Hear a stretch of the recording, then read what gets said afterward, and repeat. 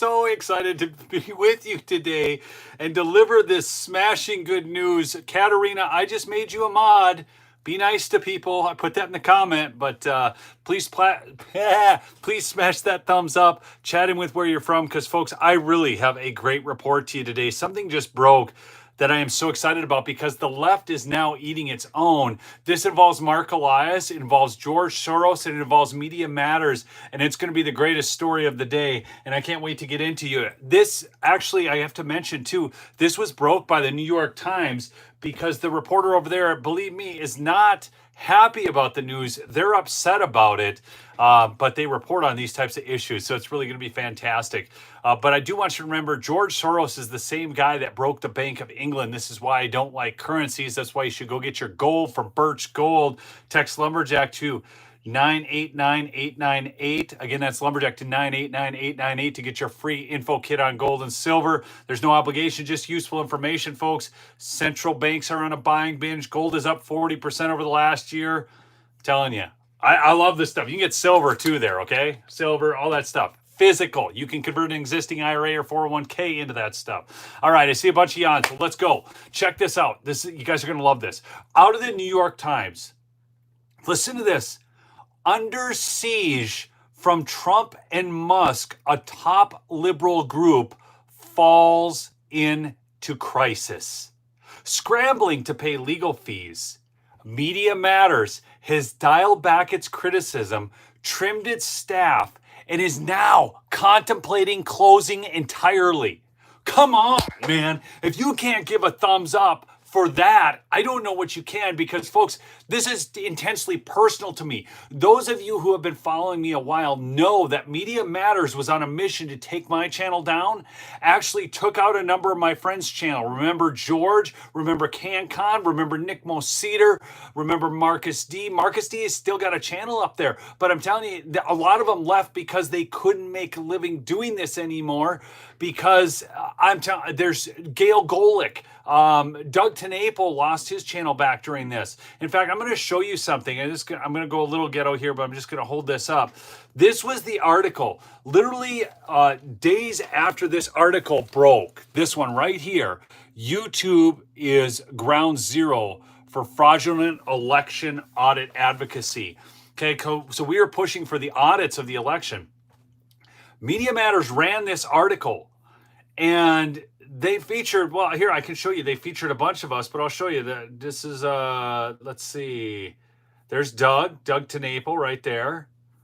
Julie Green, Nick Moseder, my good friend. Neil Johnson, there I am. Check this out. I'm going to show you. This is back, I only had 24,800 subscribers back then. Look at this, folks. Okay, 24,800 subscribers. And they ran this hit piece. And within days of this, George's channel was wiped out. Nick Moseder was wiped out. CanCon was wiped out. Doug TenNapel was wiped out. The only way I could survive, and this is why it's been so hard for me to grow a channel over the years, is because at that time, I had to stop producing content, and I had to wipe a bunch of videos because I wanted to keep this line of communication open. At the time, I started producing more content on Rumble, but the problem is YouTube is by far the best video platform. It's not even close, folks. Okay? It's not even close. Katerina, glad to see you there with that wrench. So in fact, listen to this. Here's my stats back then. New subscribers in the last 30 days, 22,900. There were months I averaged 40,000 views in the last 30 days for a channel with only 24,000 subscribers, 1.23 million views at that time. So this story about Media Matters is intensely personal, okay? So now they are facing real trouble. And remember that George Soros donated $1 million to really get them going back in 2010, okay? It's been around longer, but that was a big boost to Media Matters at that time. So, and I don't know how many of you remember this. How many of you were with me back then when we were getting wiped out? And I had to actually stop producing content. I had to do this 3 times on this platform. And then they demonetized my channel twice. It's been a constant uphill battle to stay in communication with you, my loyal audience, who I thank so much for sticking with me through all of this. Okay? But Media Matters, a nonprofit group that has played a key role in liberal politics, is struggling to withstand months of legal assaults by President Trump's allies, offering a glimpse of what might be in store for even well-funded targets of his retribution campaigns. That's right, because they're well-funded by George Soros. Okay, look at all you fine folks who were with me way back in the day. Now, this gets even better, folks, because I want you to think about this. This is lawfare in reverse. Remember how the left has always waged lawfare on us and has taken down so many of the things that we need through their lawfare? Okay, just think back to the election and just even bringing a claim with problems with elections. Okay, bringing claims against Secretary of States who just issued what guidance that they called law. Do you remember all this? Okay, and then they would bring lawsuits against those attorneys, and then they would sanction them, try to take away their law license. The bar was going after them. It was nuts, okay? So people forget this stuff. I mean, I know I'm pretty amped up about this story. I really am, because Media Matters going under is a huge deal. Don't kid yourself for a second. Now, George Soros is still utilizing his funds in other ways, and every mainstream media outlet is almost as bad as Media Matters. But you need to understand that this NGO obviously had a direct backdoor communication with people at these social media and video platforms. Okay? So that's what's going on. And now we're seeing lawfare in reverse, where the Republicans are actually using it to shut down the left because we have some wealthy people in the party who are doing that. Now, Musk has been a little unstable, I understand that, but this he's winning on. The organization, which is funded by some of the Democratic Party's biggest donor, again, this is out of the New York Times, folks. And wait, in fact, I'm going to give you one other thing before I go on reading. This was published by Ken Vogel. Ken Vogel, I'm going to give you, he currently reports for the Times, but he was the founding chief investigative reporter at Political. He went to the University of Wisconsin-Madison, which is called the Berkeley of the Midwest, folks. He is liberal at his core, but he's actually a pretty balanced reporter in all reality. But this, he's talking about, the New York Times isn't excited about this. I want you to understand that they're just reporting on the realities of it.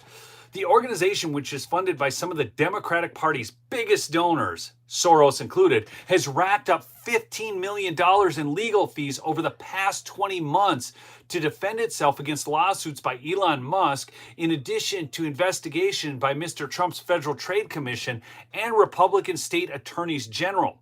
The group has slashed the size of its staff, scrambled to raise more cash from skittish donors, according to documents and interviews with 11 people familiar with the organization's fight to survive. This might not be enough.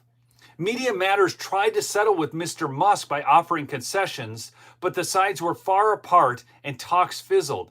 Even when the group has triumphed in court, Mr. Musk has appealed or filed new cases elsewhere. What does this sound like, folks? Elon Musk, I know we have our issues. But, buddy, right here, you are doing the Lord's work. Let's all give Elon Musk a clap in the chat. Give him some clappy hands. Because, look, for all the things he may have done wrong, this is something that's absolutely done right and beautiful. Okay?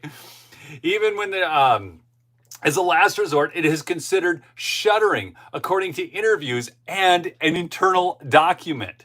Now, they're going to deny this, but there's an internal document talking about this. Publicly, the group has said that it has no plans to close and that it is committed to defending itself as a matter of principle. Unlike some major media entities that have recently caved to pressure, we understand that this battle is larger than us, Angelo Karasoon, the president of Media Matters, said in a statement. That's why we continue to carry out our mission and fight in court. Well, you know what's interesting about this? Unlike some major media entities, who's he talking about there, folks? Come on, in the chat. Who is he talking about? Unlike some major media entities that have recently caved to pressure, we understand that this battle is larger than us. Even as the battle continues, Media Matters stands as an example of how legal warfare waged by powerful ideological opponents can squelch influential voices and stifle political dissent. You ain't kidding. You ain't kidding. You've gotta be. Let me read that again. You guys know, those of you who have been with me all this time, listen to this. Even as the battle continues, Media Matters stands as an example of how legal warfare waged by powerful ideological opponents can squelch influential voices and stifle political dissent. Wow. No kidding. I mean, me broadcasting from my home in northern Minnesota, bringing you the news that other stations wouldn't, and all of my friends and I were getting stifled. No joke. No freaking joke. Okay? The group says it has dialed back its criticisms of Mr. Musk, and the Trump FTC Media Matters has also been frozen out by some allies, and it has faced plummeting staff morale. Oh, good. Rising infighting, and security concerns. Okay? All that has proved quite a change in the fortune for the influential group. Media Matters raised nearly $250 million in the 2 decades between its creation in 2003 and by the end of 2023.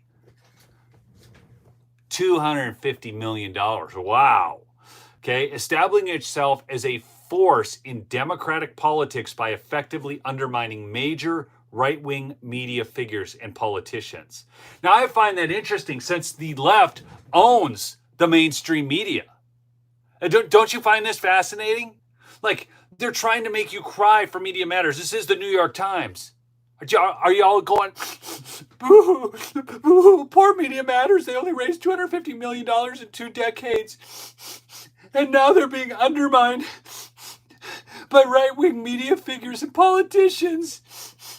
You know, come on. You know what we have? We have podcasters. We have created an ethos, a natural groundswell of organic news, okay? I remember Rush Limbaugh, talk radio? I mean, he saved the AM band on the radio. And the left tried to create their own. Do you guys remember when the left tried to create their own talk radio shows and they failed miserably? Yeah, they failed miserably because they didn't have anybody who was interesting. Because they're not even funny. They're not even funny. It's crazy. Anyhow, I'm telling you what. You know what? It just blows my mind. Okay, now I got to go back to this. I'm sorry. I'm just getting so worked up about this. The bleak outlook now facing the group underscores the serious harms that can be inflicted when the Trump administration and its allies train the vast resources of government or billionaire bank accounts on perceived enemies. Let me ask you guys a question. Did you feel like the Biden administration and its allies trained the vast resources of the government and billionaire bank accounts against you, their perceived enemies? Did you guys feel that? Did you feel the harm that could be inflicted? Because they're telling you it's the other way around. Okay?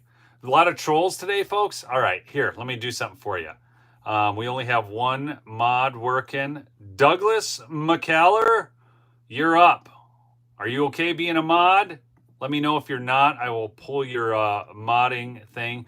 Only, folks, though, only if I've added you as a mod, do not block people who simply disagree. If you've got people who consistently post crap, or they're like posting the same thing over and over again, or they're just, it's gross attacks on people, block them, okay? But otherwise, just let them run. Oh, Stephanie's there too. All right, cool. All right.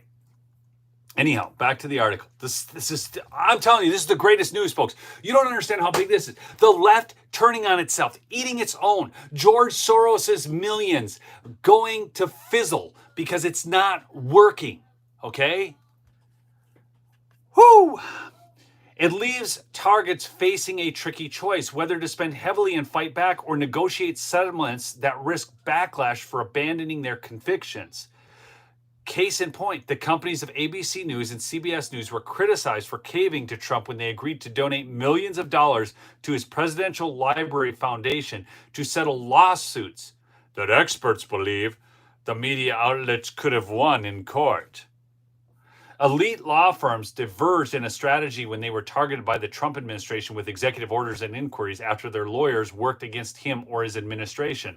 Those that fought back worried about losing clients and revenue, but have prevailed in court. Those that struck deals have lost several top partners, discomfited by what they saw as capitulation. Well, you know what I find interesting is that a number of people actually lost their law license for simply defending Trump. When Harvard refused to comply with demands from the Trump administration, $2.2 billion in federal research funding was withheld. Good. Okay. The Global Alliance for Responsible Media, a nonprofit group, they shut down last year rather than defend itself against the lawsuit dropped by Mr. Musk. Okay. Now here's where it gets really good. I'm gonna go down. I'm gonna skip ahead here because I want to give you the best. The best. Oh, it's all so good. It's all so good, but I've got to skip ahead here. Okay. Mounting bills and disputes. After Mr. Trump, this is where it gets so good, folks. Do not turn away from this. You are about to just, oh, this is beautiful.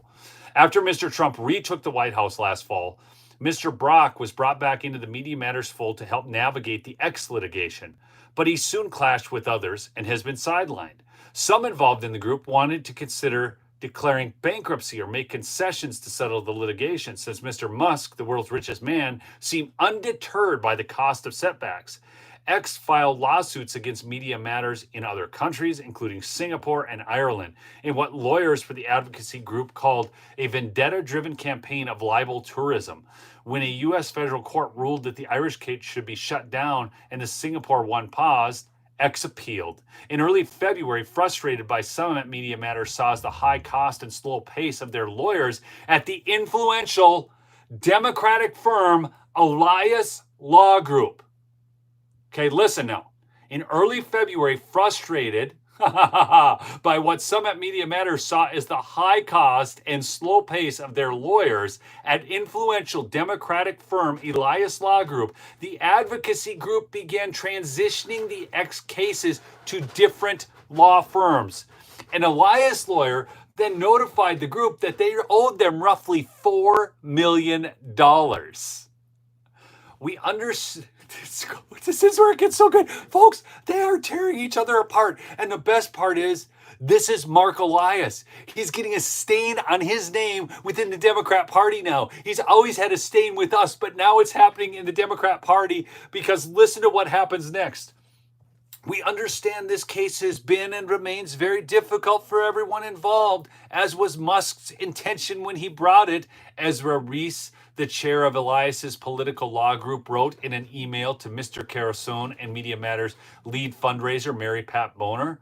Mr. Reese offered, listen to this, to wipe away about half of the unpaid tally in exchange for a payment of $2.25 million within about a week.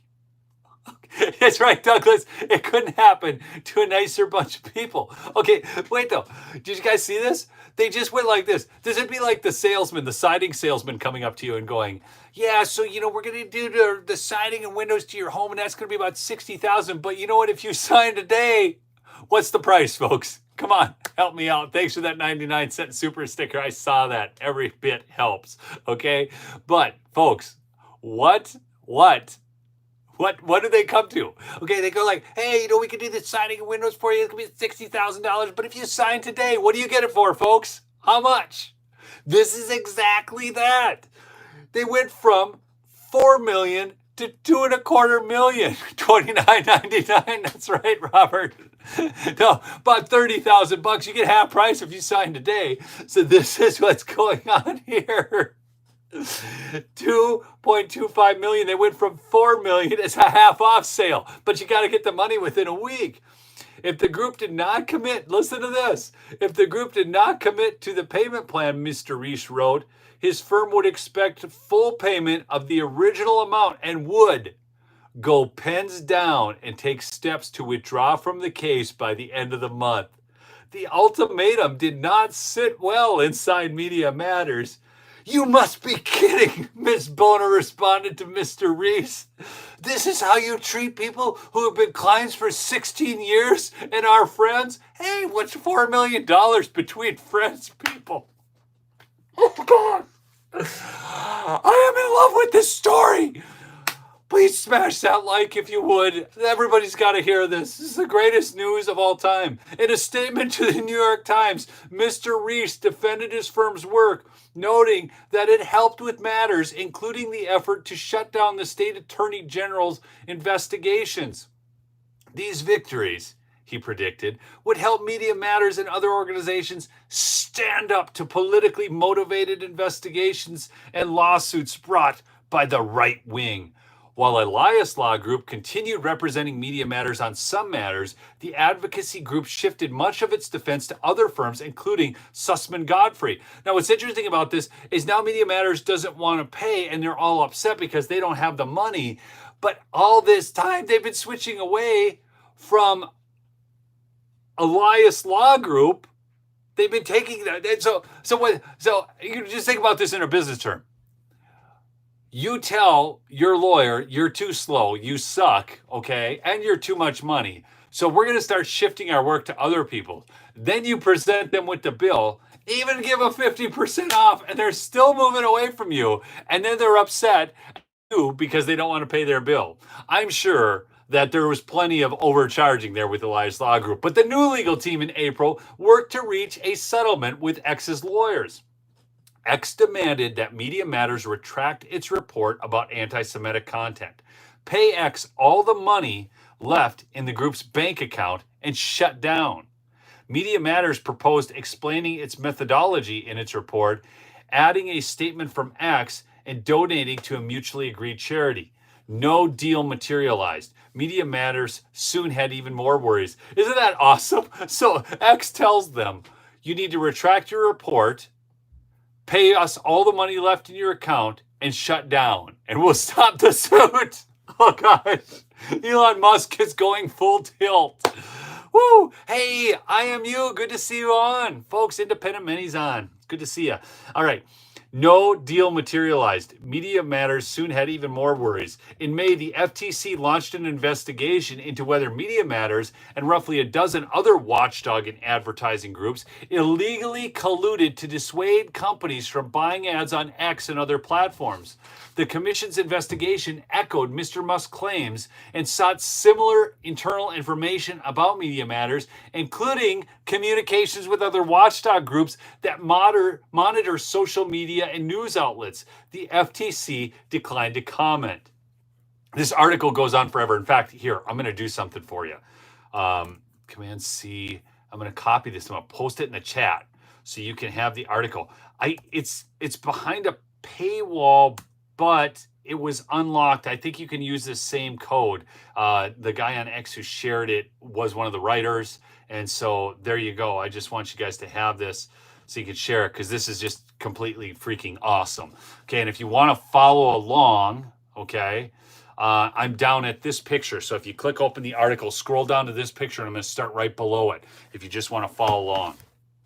Okay, again, if you just jumped on the stream, this is the greatest news you are going to hear today. Media Matters, which was funded by George Soros to a large degree, is talking about shuttering their doors. Elias's law firm, Mark Elias, the lawyer that he is trying to bill them for $4 million, but they can settle it for $2.25 million if they pay it off within the month, or whatever, agree to the deal within the week. So, they're getting the siding sale. Inside Media Matters, FTC investigation was seen as an example of the Trump administration doing the bidding of Mr. Musk. Andrew Ferguson, the FTC's chairman, suggested before he was chosen to lead the agency that advertiser boycotts might violate antitrust laws. He praised Mr. Musk's purchase of Twitter as helping preserve the free exchange of ideas that's so indispensable to the American way of life.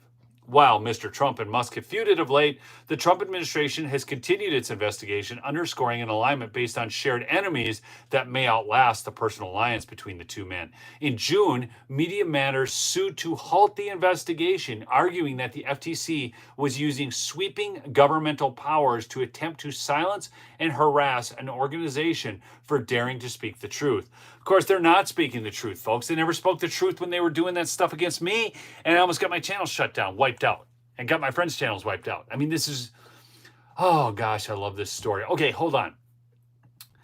Do you guys remember? Let me go here. I'm going to skip ahead. I'm going to read to you from Media Matters, their take on George Soros. George Soros. This is straight from the Media Matters website, so you can understand just how unbiased they are. They're progressive, folks. George Soros, billionaire and progressive philanthropist and donor. George Soros is a billionaire who made his fortune through hedge fund management and currency speculation, and has donated billions of dollars through his Open Society Foundation's philanthropic agency and to other progressive causes and organizations. He is a frequent target of anti-Semitic conspiracy theories in right-wing media. So, and here it is. If you guys don't believe me, Soros gives to Media Matters publicly. This back in 2010, he gave him $1 million. They don't typically tell you who's giving to them, so he's given more since then, I'll guarantee you. Okay, but do you remember, how many of you know how George Soros made his money? How many of you know how George Soros made his money? Let me ask that question, because this is very important. Have you ever heard, just yes or no in the chat, the story about breaking the Bank of England? And you know what he did there. Michelle, good to see you on. Rita Brooks, calm down, Neil. Don't have a coronary. Rita, thank you so much for that $10 super chat. And I will not have a coronary, I promise. Rigging the currency exchange. Buying money. Yeah, so here's what happened. I'm going to read to you exactly what happened here on George Soros. He bet against the pound. So this is back during Margaret Thatcher's term. Soros was critical of the Bank of England's actions. And so what was set to happen was that the pound was going to be valued off the German, what's the German currency? Is it the mark? Anyways, yeah, it's the Deutsche Mark, isn't it? Anyways, so Soros was critical of the Bank of England's actions, but he wasn't alone in betting against the pound. Although he began betting against the pound quietly at first, accumulating around a $1 billion position, he soon became more outspoken. So what George Soros did was he bought up $1 billion position in shorting England's currency. And then he became more outspoken, which then created, now once you bought up $1 billion of a currency, you're taking a major position in this. And you need to understand this is in Europe, not the USA. $1 billion in our economy is not the same as $1 billion over there, right? And then you have to go back, this is back during Margaret Thatcher's term. So $1 billion actually was something much bigger, okay? Indeed, many other speculators, investors saw that Britain's position in the ERM was unstable and that it would eventually have to devalue its currency or leave the system altogether. Soros, however, was the most aggressive and influential speculator. He took a huge short position against the pound. He used his quantum fund to borrow billions of pounds from various banks and sell them for other currencies such as German marks or US dollars. It created a huge demand for other currencies and a huge supply of pounds, which drove down the value of the pound in the market.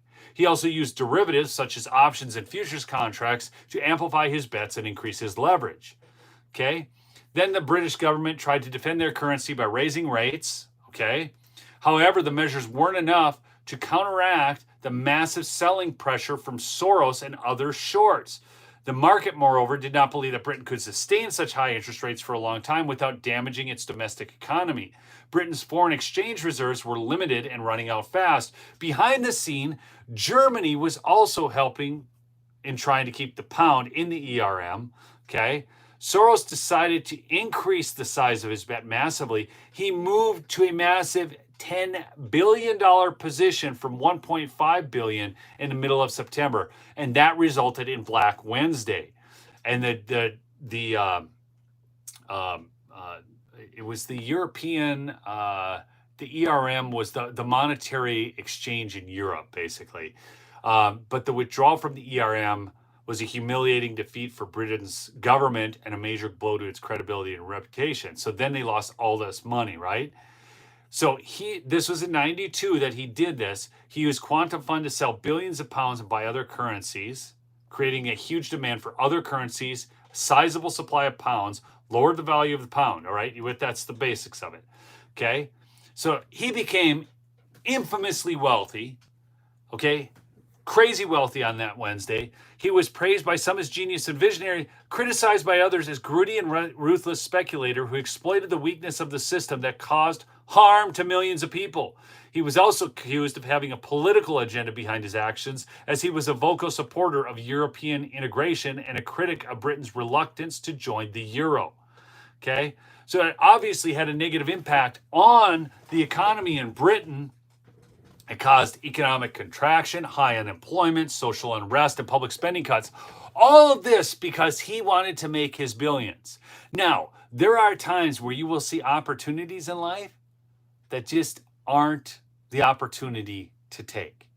So I remember, this was years ago, when I was working in business-to-business sales in the cities, and I ended up selling something to somebody who was a friend of the CEO of Target at that time. Now, he had found out from the CEO of Target what was going in kind of advanced news, basically insider trading information, on the new earnings release that was coming out. And he said, you need to buy Target stock. I never bought the stock. Now there's two problems with that. Number one, it's insider trading, right? So you really shouldn't be doing that. But number two, Target sucked. They were supporting Planned Parenthood. They were doing all this. So sometimes just because you can make money doesn't mean you should make the money, right? You should obviously be providing. Boy, we must have a lot of trolls. I keep seeing comments getting hidden. I don't see everybody's comments. They're flying through pretty fast, but then I see people getting wiped out. So anyhow, that's all going on. But I hope you kind of get what I mean by that. I mean, just because you have the information and you can make it doesn't mean you should make it. You should be providing a valuable product or service to people, right? Like Mike Lindell. Hey, speaking of, so now you can go use. By the way, folks, not only I just found out, I got an email from Dawn today, my contact over at MyPillow, my liaison. She told me that not only are the Giza sheets going off sale on Sunday, but the percale sheets are going off sale on Sunday as well. So the percales are $29.98 any color, any size. The Gizas are they $49.98 any color or $59.98? I think they're $49.98. It's a ridiculous deal on both sets of sheets. They're both phenomenal. Long staple cotton sheets. Go get some if you want some, because the sale ends Sunday. It's mypillow.com/lumberjack. My mods will post the link. Also, the 800 number is 1-800-568-2865. Again, that's 1-800-568-2865. And again, you guys know Birch Gold is a sponsor, but when you're talking about watching a currency get destroyed like this by somebody like George Soros, understand that that's the problem with fiat currencies. That's why I believe in gold and silver. That's why I get this stuff. So if you want to get your free info kit on gold, you can text Lumberjack to 989-898 and then get your free info kit on that from Birch Gold. There's no obligation, just useful information, folks. So do what you want to do there. Okay, so that's how he made his money. But again, he funded this, and now Mark Elias, his law group, is trying to get money out of him. They don't even have the money. Media Matters is in financial trouble. They're talking about closing, and the left is eating its own. This is the greatest story. I mean, do you guys all see how big this is? Do you understand how big the shift is? Because I think to a lot of people, it's like, well, Neil, they're only a $250 million outfit over the course of the last 20 years, which only equates to about, $12.5 million a year. But folks, what they had was outsized influence. Okay, if you can write an article and 3 days later, all these YouTube channels get wiped out who are actually talking about real things that are taking place, okay? Come on, do you guys all understand how big that is? It's huge. See, because right now the New York Times wrote another article, this out of Election Law Blog. It says election falsehoods take off on YouTube as it looks the other way. This was back in November of 2024. Okay, in June 2023, YouTube decided to stop fighting the most persistent strain of election misinformation in the United States, the falsehood that President Biden stole the 2020 election from Donald J. Trump. This is the New York Times, okay? So that was back in June of 2023. Now, I can tell you that did not actually happen completely, okay? You guys know that. You who are watching my channel, I was covering Arizona and Kari Lake extensively. And I would actually show, I was not making fake news. I was covering stuff in the courtroom. I was showing you courtroom clips. Do you guys all remember my coverage of the Kari Lake trial? I was showing you courtroom clips, and I was talking about what they were doing and what they were saying and how they were misrepresenting and also how they were lying from one day to the next on the stand. And what happened to me at that time? Do you guys all remember? Kind of, put me in a little bit of summer vacation mode on YouTube because I had to make sure I did more art shows so I could, make my money because, I got to take care, 7 kids, you got to take care of your family and all this. Okay. They demonetized me for covering that case. Okay. So it wasn't just a strike, folks. It was total demonetization of the channel. Not only that, when I appealed months later, they denied it again. So this is what's gone on. And they somehow have some sort of, I still got some sort of bad record there. They don't like me as much. They don't like me as much as some other people. Okay?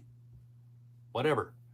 I deal with it because, folks, this is important. Look, if you don't have free and fair elections, you do not have a constitutional republic. And I don't care what they say, what they try to convince me of. I've looked at it. I've looked at the data. Okay, I just covered Michigan the other day. Okay, and during that, we see clearly in Michigan the perjury. We see that they added more voters to the voter rolls than our voters in the state of Michigan. We saw all this happening. You can't tell me it's not true because I'm looking at the data. I looked up the dead voters. Okay? I looked them up. People that were 120 years old. People that had died in the 1980s. It's just, so this is huge. So what the New York Times said is that now, we had 30 conservative channels posting 286 videos containing election misinformation, which racked up more than 47 million views. YouTube generated revenue for more than a third of those videos by placing ads before or during them, researchers found. So, again, I get a special designation. I'm a special guy. Thank you for sticking with me. I mean, it's been inconsistent. It's been a fun ride. It really has. I was feeling a little morose today. I really was. I was feeling a little morose. Then this story came along. And then I get to see all your comments.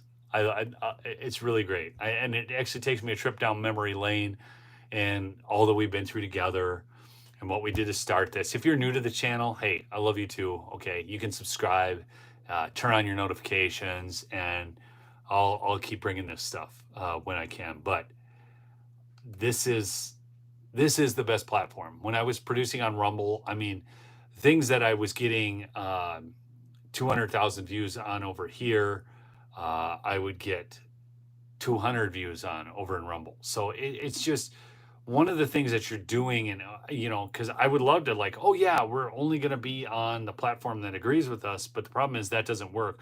What we need are balanced and neutral platforms. Okay, thanks. I see all the comments. Thanks. We need balanced and neutral platforms, and unfortunately, that's really hard to find. Okay, Rumble had a huge opportunity that they never took advantage of. They really didn't. They did not take advantage of the mega opportunity that was in front of them when YouTube was going down Wilkester Road so bad. So I thank you for listening to me today. Again, You guys are the best. Smash that like button on the way out if you would, please. Let's at least get 1,717 likes. I mean, there's 1,717 of you on and only 1,647 likes. But everybody should like this news because it's great. It's seriously the greatest news of all time. You know, this is when you see the fighting between Mark Elias's group, Media Matters, when you know that George Soros's money got pissed away, that's something that you can think is absolutely awesome. Look at you guys all smashing like. You guys are the best audience ever. Thanks so much. We'll see you on the next episode, all right? Peace out.